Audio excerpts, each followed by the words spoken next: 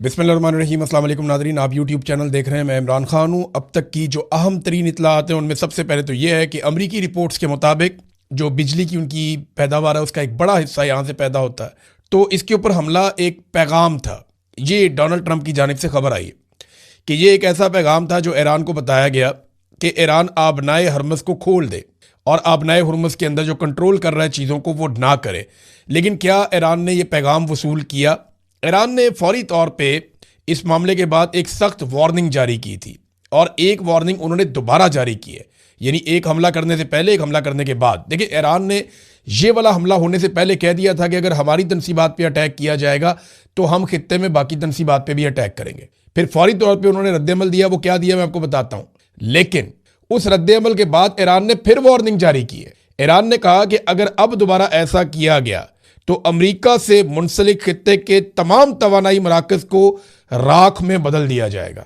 ये ईरान है, वो खुदकुशी पे उतरा हुआ है। एक खुदकुश बम्बार होता है ना, जो अपने आप को भी मार लेता है, सबको मार लेता है। इस पूरी जंग के अंदर जो सबसे बड़ी मुसीबत थी वो शाहिद ड्रोन था, वो भी खुदकुश ड्रोन था। ये लड़ाई खुदकुशी पे है। सबसे पहला बड़ा खुदकुश हमला जो है वो आयतुल्लाह अली खामनाई ने किया कि उन्हें पता था कि वो शहीद कर दिए जाएंगे। उन्हें बताया भी गया, उन्होंने कहा नहीं, मैं जब शहीद हो जाऊंगा फिर मेरी कौम खड़ी हो जाएगी, और वही हुआ। तो ये ईरान, पूरी लड़ाई का जो डिज़ाइन है ईरान का, वो खुदकुशी वाला है। वो कह रहा है ठीक है, आप हमें तबाह करें, हम आपको तबाह बर्बाद कर देंगे और अमेरिका की चौधराहट नहीं रहेगी। अब ये लड़ाई इस अंदाज में हो रही है। ईरान ने किया क्या? इसके बाद ईरान ने पहले ये वार्निंग जारी की कि इलाके खाली किए जाएं जहां जहां पे ऑयल फील्ड्स हैं और जहां जहां पे गैस फील्ड्स हैं। और उसके बाद ईरान ने जवाब के तौर पे जो अटैक किया, जो अब तक इतलात आ रही है, ईरान की जानिब से कंफर्मेशन आ जाएगी, लेकिन अरब ममालिक कह रहे हैं कि ये ईरान ने किया। कतर में, सऊदी अरब में और यूएई में जो एनर्जी साइट्स हैं उनके ऊपर हमले हुए हैं और ये शदीद हमले इसराइल के ऊपर भी हो रहे हैं।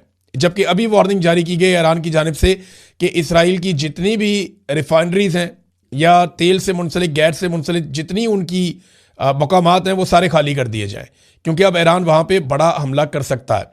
कतर ने बताया कि वहाँ पे रासलाफम जो गैस फील्ड है उसे बड़ा अच्छा खासा नुकसान पहुँचा है ईरानी हमले की वजह से। उन्होंने ईरान के बारे में कहा और इसके बाद कतर ने ईरान का जो सफारती अमला है उन्हें नापसंदीदा शख्सियत करार देकर 24 घंटों में कतर को छोड़ने का उन्हें हुक्म जारी कर दिया कि कतर को छोड़ के चले जाएं वहाँ से। और उन्होंने बड़ा ज़बरदस्त किस्म का, सख्त किस्म का मजम्मती एक बयान भी कतर ने जारी किया है।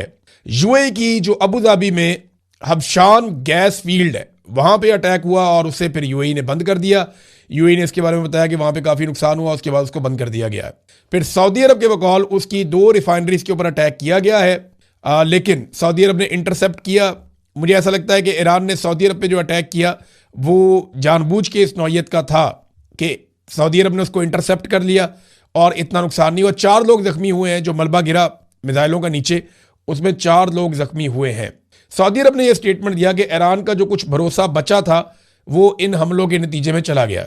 और सऊदी अरब ने यह भी कहा कि वो ईरान के खिलाफ फौजी कार्रवाई का हक महफूज रखता है। अब ये तो आ गया जनाब उनका स्टेटमेंट। और कुछ डेवलपमेंट भी हैं जो ईरान ने किए हैं फौरी तौर पे आज के दिन में, क्योंकि एक डाटा है मेरे पास। उस डाटा को अगर आप देखते हैं तो आपको समझ आती है कि ईरान ने पहले दिन बहुत बड़े पैमाने पर हमले किए थे, फिर 1-2 दिन के बाद उन हमलों की शिद्दत में कमी आ गई थी। लेकिन अगर आप जंग का 17वां, 18वां, 19वां दिन आप देखें तो ये लगातार मिसाइलों और ड्रोन की तादाद में इजाफा हो रहा है।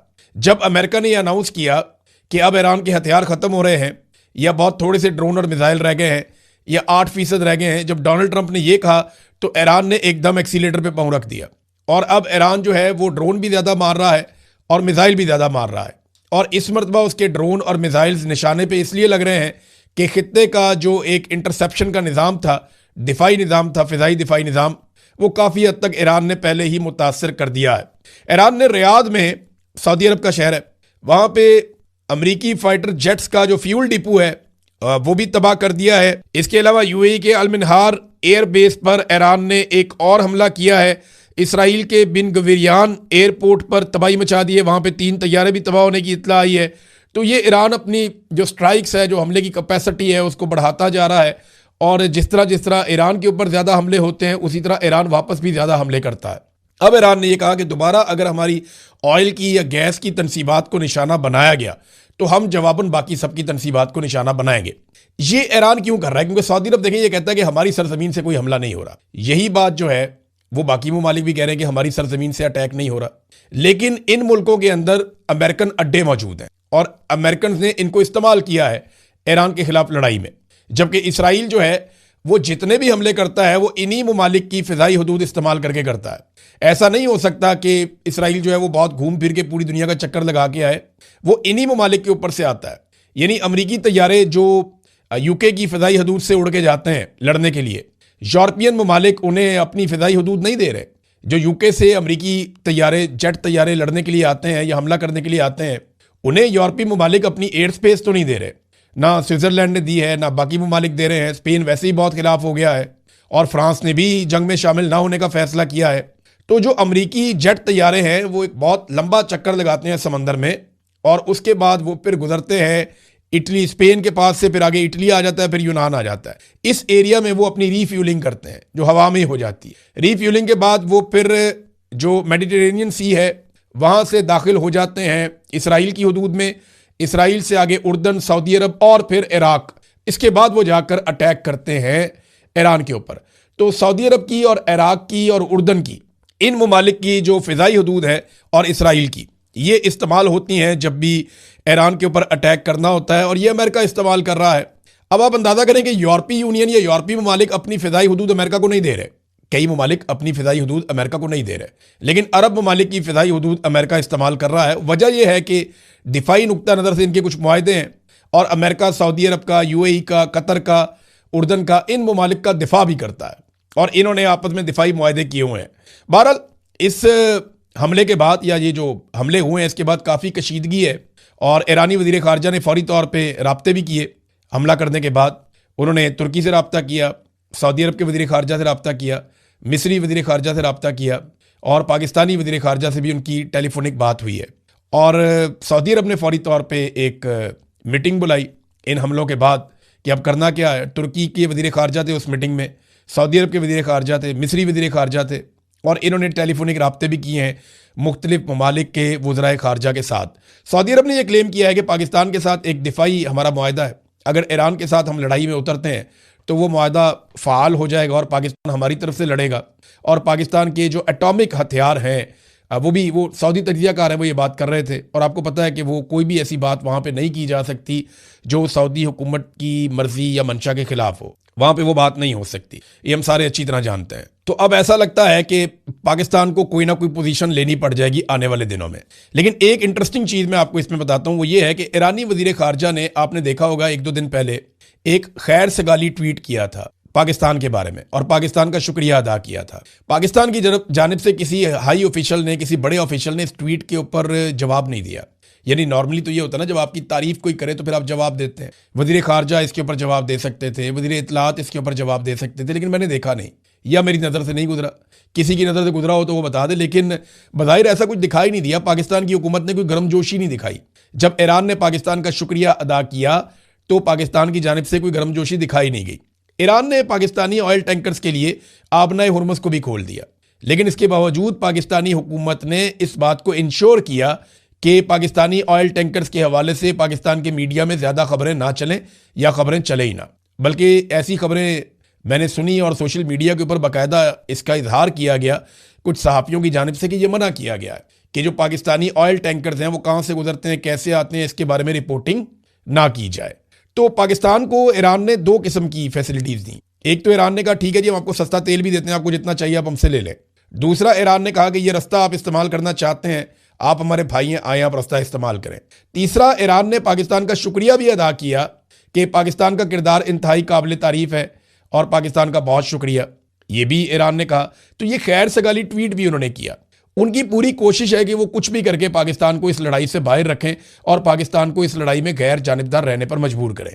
लेकिन अगर सऊदी अरब या बाकी अरब ममालिक इस लड़ाई में उतर गए तो डॉलर और पैसा तो वहाँ पे है और अमेरिका भी वहाँ पे है, तो पाकिस्तान को ना चाहते हुए भी इस लड़ाई का हिस्सा बनना पड़ सकता है।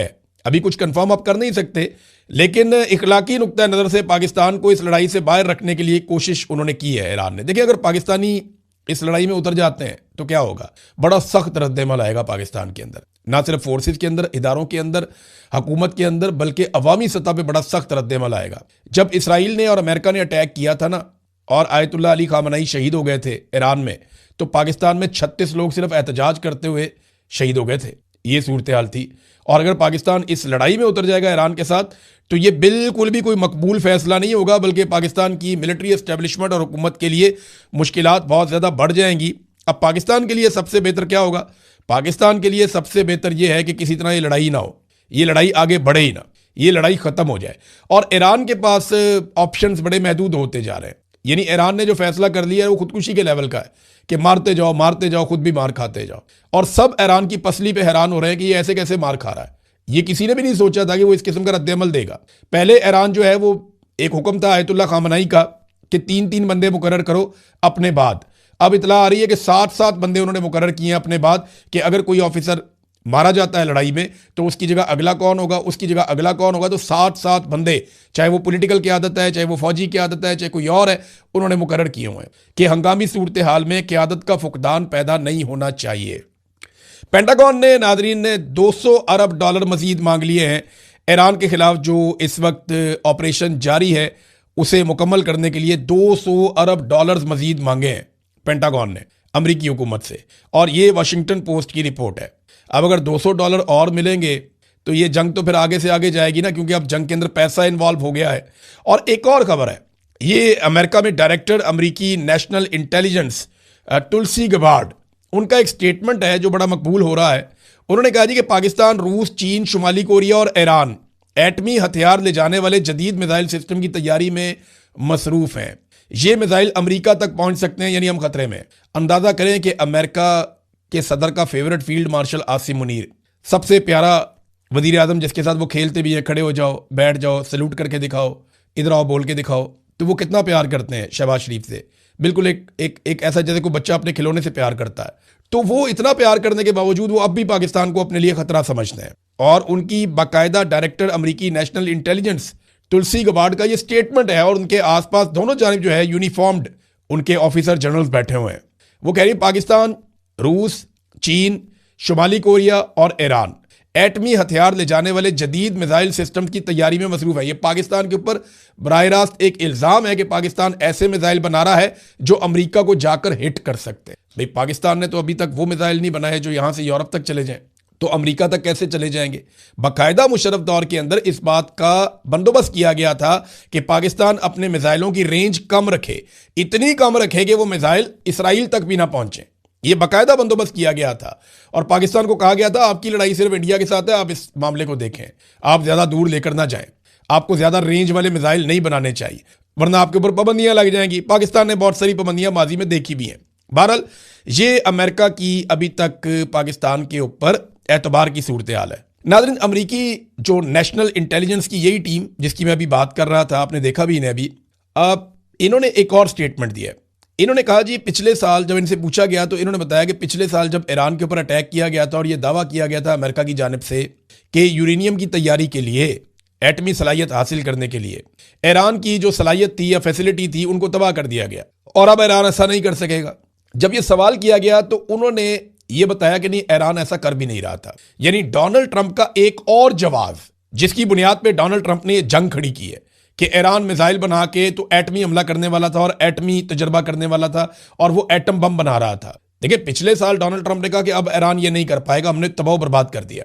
इस साल डोनाल्ड ट्रंप ने दोबारा अटैक कर दिया ये कहकर के वो ये करने वाला था। तो अब जो अमेरिकन इंटेलिजेंस, नेशनल इंटेलिजेंस की टीम है, उन्होंने भी कह दिया कि नहीं, डोनाल्ड ट्रंप का ये जवाब उन्होंने फारिग कर दिया। नाज़रीन, इतनी सारी खबरों में एक कुछ थोड़ी सी बेहतर खबर भी है, और वो ये है कि पाकिस्तान ने अफगानिस्तान से आर्जी तौर पर जंगबंदी कर ली है। और जो पाकिस्तान एक ऑपरेशन कर रहा था गज़बुल हक, उसके बारे में कहा गया जी आर्जी तौर पे ईद के दिनों में इसे रोक दिया जाएगा। और इसे रोकने के लिए जो दरख्वास्त की थी जिन ममालिक ने, उनमें सऊदी अरब, कतर और तुर्की है। इन्होंने कहा था जी कि आप ये जो गज़बुल हक ऑपरेशन है इसको रोकें ईद के दिनों में, और ये लड़ाई नहीं होनी चाहिए। तो पाकिस्तान ने तो रोक दिया। अब इन्हीं ममालिक को दबाव डालकर अमेरिका और इसराइल से भी जंगबंदी करवानी चाहिए। ईरान के लोगों का भी हक है कि वो ईद का त्यौहार मना लें। यूरोपीय यूनियन और दीगर मुल्कों के सफ़ीर और कुछ बड़े इंपॉर्टेंट लोग जो हैं वो अफ़गानिस्तान में जो अस्पताल तबाह हुआ मुबैना तौर पे, वो इसका दौरा कर रहे हैं और वहाँ से मालूमात इकट्ठी कर रहे हैं। अब इस पर तहकीकात होना शुरू हो गई हैं कि वाकई वहाँ पे असले का डिपो था या वहाँ पे वाकई इलाज हो रहा था उन लोगों का जो नशे के आदी हैं। पाकिस्तान के DGI SPR ने, फ़ौज के तर्जुमान ने, एक इंटरव्यू दिया अहमद मीर साहब को, और उसमें उन्होंने दावा किया कि ये जो नशई लोग होते हैं इन्हीं को खुदकुश हमले के लिए इस्तेमाल किया जाता है। फिर उन्होंने ये भी दावा किया कि वहाँ पे जनाब धमाके बहुत ज़्यादा हो रहे थे, तो वहाँ कोई असले का डिपो भी था। लेकिन ये सारी चीज़ें क्योंकि बैनुल अक़वामी इदारे मौजूद हैं अफ़गानिस्तान में, तो इसकी इंक्वायरी हो सकती है और ये चीज़ें और हक़ाइक़ जल्द सामने आ जाएंगे। ये बात चुप ही नहीं रहेगी, क्योंकि अब तक की इतला के मुताबिक जो अफ़गानिस्तान का क्लेम है वो 408 अफराद का है कि इस वाक़े के अंदर वो